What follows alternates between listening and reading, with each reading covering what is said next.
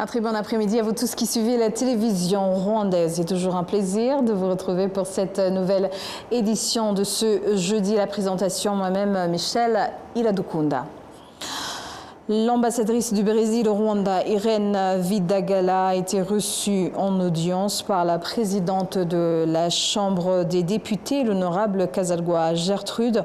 La diplomate brésilienne a assuré de la coopération et la collaboration entre le Rwanda et le Brésil dans les secteurs tels que l'éducation, précisant que le pays accueillera prochainement des étudiants rwandais. Les précisions avec Patrick Nilidanti. L'audience a eu lieu ce jeudi au siège du Parlement et visait à renforcer les relations bilatérales et à accroître la coopération dans divers secteurs. L'ambassadrice Irène Vidagala a indiqué que cette coopération concerne notamment les domaines de l'éducation et du tourisme.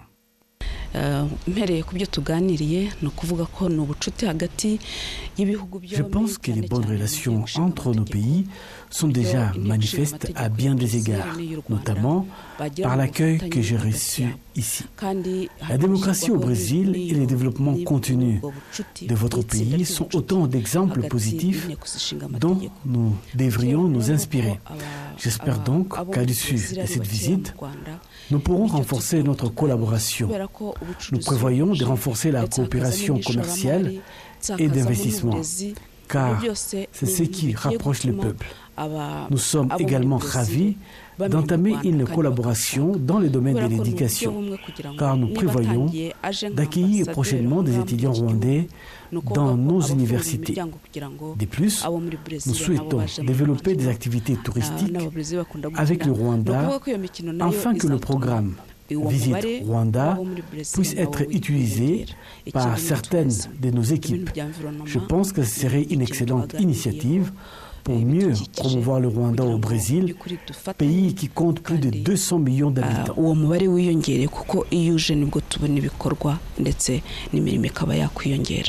La présidente de la Chambre des députés, l'honorable Kazalgoa Gertrude, a expliqué que les discussions tenues lors de cette réunion ont porté sur les bonnes relations entre les deux pays et le renforcement de la coopération entre leurs organes législatifs. Le Rwanda et le Brésil entretiennent déjà de bonnes relations et une coopération étroite, comme en témoigne l'accord signé en novembre 2024. Le Rwanda a ainsi rejoint l'Alliance mondiale contre la faim et la pauvreté, une organisation internationale luttant contre la faim et la pauvreté. Le Rwanda a également conclu des accords de coopération avec le Brésil, notamment dans le domaine de l'agriculture, du transport aérien et des technologies. Un autre accord, signé l'année dernière en 2025, vise à renforcer la coopération dans le secteur de l'éducation. Les témoignages des réfugiés congolais vivant dans des camps au Rwanda ont révélé le parcours éprouvant qu'ils ont traversé à cause des FDLR, un groupe génocidaire, et ainsi que des agissements de leur propre gouvernement en République démocratique du Congo avant de fuir le Rwanda. Suivez ce magazine. Le camp de réfugiés de Kiziba, situé dans le district d'Okarongi, dans la province de l'Ouest du Rwanda, est l'un des plus anciens camps accueillants de réfugiés congolais depuis 1996. Cette période correspond à une époque où de nombreux Tutsis congolais étaient tués, d'autres déplacés de force, où leurs maisons et biens étaient incendiés. Wiman Agnès est arrivé au camp de Kiziba, qui accueille plus de 14 000 réfugiés congolais alors qu'il n'avait que 10 ans. Elle raconte un périple de plus de 90 km depuis son domicile à Massissi, en passant par Minova et Goma, avant de traverser la frontière vers le Bavu en 1996. Twatangiye kumva ko batangiye kwica abantu abatutsi bamwe na bamwe twari duturanye. Nous avons commencé à entendre que nos voisins Tutsis étaient tués. Avant que la violence n'atteigne notre région, nous avons appris qu'il existait des listes comportant des noms et des dates de personnes destinées à être assassinées. Après avoir confirmé que certains avaient déjà été tués, nous avons fui. Même pendant notre fuite, certains des auteurs nous ont poursuivis. Nous sommes arrivés à Mugunga, où nous avons rencontré ceux qui avaient fui le Rwanda après avoir perpétré le génocide contre les Tutsis. Ils étaient nombreux et avaient l'intention de nous tuer là-bas également. Heureusement, Nous avons réussi à nous échapper de nouveau, à atteindre Goma et finalement traverser vers Gisenyi. Son expérience est partagée par de nombreux autres réfugiés, notamment Twizer Mbera, qui vit au camp de Kiziba depuis plus de 29 ans. Il explique que ces atrocités se sont déroulées sous les yeux du gouvernement congolais de l'époque et qu'il existait une collaboration claire et directe avec les FDLR. Ils ont commencé à les manipuler en leur faisant croire qu'ils ne méritaient pas de vivre ensemble. Puis après, ils ont commencé à piller nos biens, à abattre et manger nos vaches et à tuer les gens et naïens. En 1996, nous avons traversé la frontière dans des conditions extrêmement difficiles. Ces réfugiés condamnent fermement le comportement de certains responsables de leur pays qu'ils accusent d'ignorer délibérément la vérité, préférant affirmer que l'OM23 est composé des Rwandais. Les réfugiés insistent sur le fait que la FCM23 est constituée de citoyens congolais qui ont choisi de se battre pour les droits des Tutsis congolais déplacés depuis près de 3 décennies.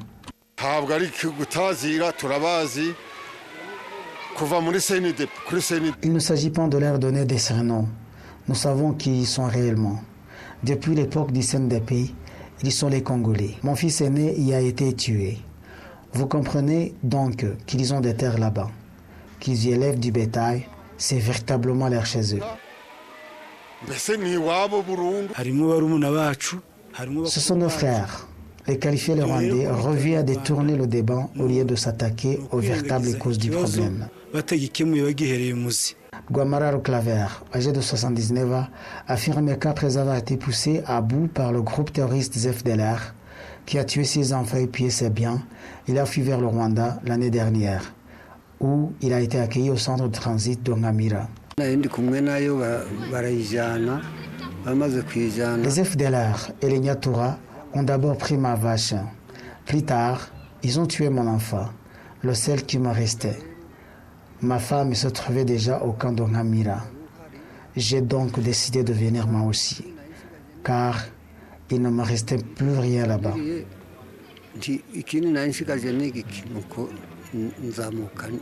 Actuellement, le Rwanda accueille plus de 100 000 réfugiés congolais, dont certains vivent en exil depuis près de 30 ans, tandis que d'autres ont récemment fui les combats entre les forces congolaises et leur coalition opposée à la FCM23. À Kigali, je suis Jean-Benoît Michel. Les Rwandais et d'autres Africains qui visitent les parcs des Virunga, spécialement les gorilles de montagne situés dans le parc national des volcans, se réjouissent de la baisse des tarifs de visite appliqués en 2026. Le prix du permis qui était de 1 500 $ américains a été ramené à 200 $ américains pour les Rwandais et à 500 $ pour les Africains et autres résidents du continent africain. Plus de précisions avec Jean-Benoît Michel. Mugisha Musonera Davidson, guide touristique opérant dans différents parcs nationaux du Rwanda, explique que le coût du permis de visite des gorilles est constitué un obstacle majeur pour de nombreuses personnes à faible revenu, beaucoup estimant que ce tarif était trop élevé. Selon Mugisha, la réduction du prix du permis de visite des gorilles en 2026 permettra d'accueillir un plus grand nombre de touristes, tant nationaux que régionaux.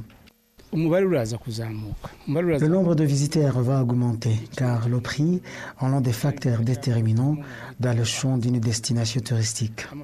Les tarifs fixés sont désormais accessibles à un plus grand nombre de personnes. Nous recevons souvent des demandes de visiteurs venant de pays voisins, notamment du Kenya, qui aiment le Rwanda et souhaitent le visiter. Il est donc important de leur faire parvenir à cette information. Ces propos sont également confirmés par les populations riveraines du parc national des volcans qui estiment pouvoir tirer profit des opportunités offertes par ce nouveau programme de réduction des tarifs de visite des gorilles en 2026.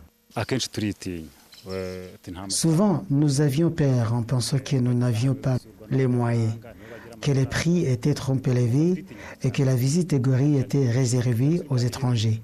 Aujourd'hui, avec la baisse des tarifs, cela nous motive à y aller, nous aussi, afin de découvrir notre patrimoine. Les analystes économiques estiment que la réduction des tarifs appliqués aux visiteurs des parcs nationaux du Rwanda constitue une stratégie efficace pour augmenter le nombre de touristes. L'économiste et chercheur en développement, le professeur Karuranga Egide, souligne toutefois que d'autres mesures devraient accompagner cette baisse des prix. Le tourisme est un secteur vaste qui repose sur une chaîne de valeur. Lorsque le Rwanda Development Board lance une promotion, les autres partenaires, tels que les services de transport, les hôtels et les autres prestataires, devraient également consentir des réductions afin que l'initiative de RDB ait un réel impact. Le nouveau programme de réduction des tarifs de visite de Gorée en 2026 prévoit que ces prix resteront en vigueur tout au long de l'année, à l'exception de la période allant du mois de juin au mois d'octobre. L'Office rwandais de développement, RDB, indique poursuivre ses efforts pour promouvoir le tourisme et faire du Rwanda une destination privilégiée tant pour les visiteurs nationaux que régionaux. Dans le cadre de la deuxième stratégie nationale de transformation NST2, le gouvernement du Rwanda ambitionne de faire du pays un pôle touristique majeur, ce qui permettra de presque doubler le revenu généré par le secteur. Cette recette devrait passer de 620 millions à 1,1 milliard de dollars américains d'ici 2029. À Kigali, je suis Jean-Benoît Michel. Les entrepreneurs exportateurs des services technologiques vers les marchés africains ont affirmé que la solide réputation internationale du Rwanda facilite leur investissement et leur opération à l'étranger. Ils sont convaincus que les services technologiques contribueront à accroître le volume des exportations rwandaises vers les marchés internationaux. Les détails avec Patrick Nyelitandi. Dans le cas de la deuxième phase de la stratégie nationale des transformations NCT2 en langue anglaise, le Rwanda ambitionne de doubler ses recettes d'exportation de services technologiques pour atteindre 7,3 milliards de dollars américains d'ici à 2029 contre 3,5 milliards en 2023. L'entrepreneur Mugabonake Olivier, fondateur de la société des technologies financières Edi Finance, a indiqué qu'après avoir débuté ses activités au Rwanda il y a 20 ans, son entreprise a étendu ses coopérations à 7 pays. De son côté, le jeune entrepreneur Kripin Kaisire, fondateur de Kaiko, une société de services technologiques, prévoit également une expansion sur le marché régional d'ici à 2026. Selon Aimable Kimenyi, deuxième vice-président de la Fédération du secteur privé, le Rwanda s'appuie sur sa solide réputation internationale qui lui vaut la confiance et un accueil chaleureux à l'étranger. Par exemple, les projets fiscaux sur lesquels nous travaillons ont déjà été déployés dans plus de 5 pays. On ne nous confie pas de dossiers sensibles impliquant des secrets d'État, à moins de bénéficier du même niveau de confiance que le Rwanda. Notre travail contribue à la paix dans le monde et a permis de faire percevoir le Rwanda comme un pays exigeant. La confiance dans les produits rwandais s'en trouve renforcée. Cette solide réputation est donc un atout précieux, car elle nous ouvre les portes de marchés africains. Sans cette réputation, il nous serait impossible d'atteindre ce marché, qui requiert un haut niveau de confiance. Le président de la République, Paul Kagame, a récemment déclaré que le Rwanda avait fait du développement d'une économie fondée sur la technologie une priorité. Rwanda believes deeply in the power of technology to connect people. Le Rwanda croit au potentiel de nouvelles technologies pour mettre en relation les personnes et produire des changements significatifs. Nous intégrons l'intelligence artificielle dans notre planification, en donnant la priorité à la recherche et au développement du capital humain pour stimuler la productivité et améliorer la prestation des services publics. Bien que les défis auxquels l'Afrique est confrontée soient importants, ils offrent également un grand potentiel de croissance si nous collaborons. Le gouvernement, le secteur privé et autres partenaires devraient harmoniser les politiques et créer le bon environnement pour l'innovation. Cela permettra à nos systèmes de données et des paiements de circuler en toute sécurité à travers les frontières et de connecter nos économies. Les services technologiques exportés vers les marchés internationaux devraient contribuer à réduire l'écart entre le volume relativement faible des exportations de biens et services et le volume beaucoup plus élevé des importations. Alors que le district de Rubavu, dans la province de l'Ouest, poursuit le développement de ses immeubles résidentiels, les investisseurs du secteur estiment que l'afflux important des visiteurs leur laisse espérer de bons bénéfices. Parallèlement à la construction de divers immeubles commerciaux à Rubavu, certains intègrent également des logements outre les projets mixtes, donc des commerces et habitations. D'autres investissent exclusivement dans l'hébergement comme les hôtels et les appartements. Certains acteurs de ce secteur expliquent avoir suivi l'évolution de la fréquentation touristique de Rubavu dans l'espoir de réaliser des profits, ce qui a motivé la construction de ces immeubles. Les bâtiments en construction transforment le visage de la ville et facilitent la recherche d'un logement de qualité apprécié de la clientèle pour ceux qui ont besoin d'un lieu de travail. Malgré les efforts déployés pour garantir à Rubavu un nombre suffisant de chambres répondant aux normes attendues par les visiteurs, l'administration du district de Rubavu a constaté une insuffisance des logements. C'est pourquoi elle recherche activement des investisseurs pour développer l'accueil des touristes à Rubavu.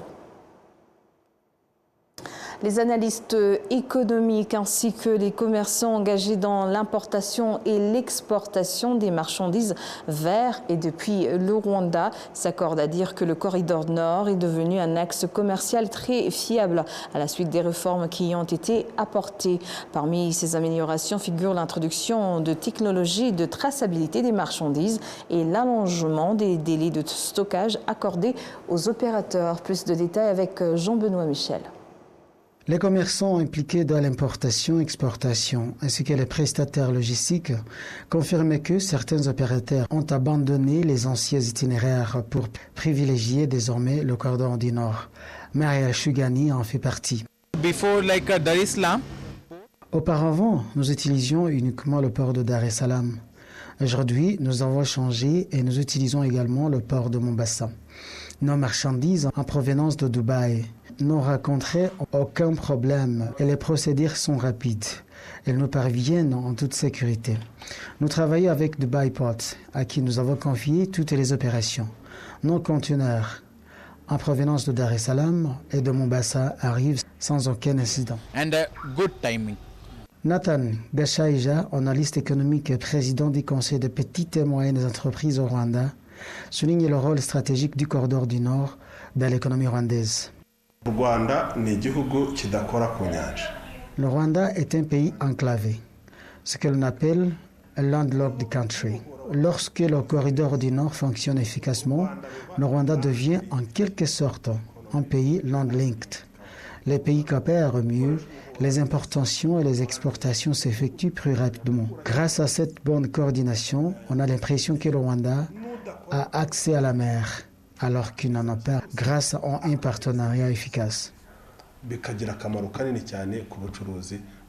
Le secrétaire exécutif de l'autorité de coordination du transit et du transport du corridor, le Northern Corridor Transit and Transport Coordination Authority, le Dr John Deng Darding, salue les efforts du Rwanda dans la facilitation du fonctionnement de ce corridor.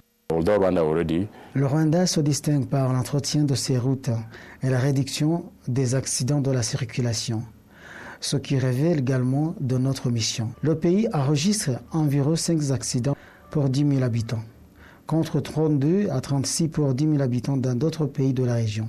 À ce jour, le Rwanda est l'un des principaux bénéficiaires du corridor du Nord, notamment en tant que hub industriel. De nombreuses marchandises transitant par le port de Mombasa proviennent du Rwanda.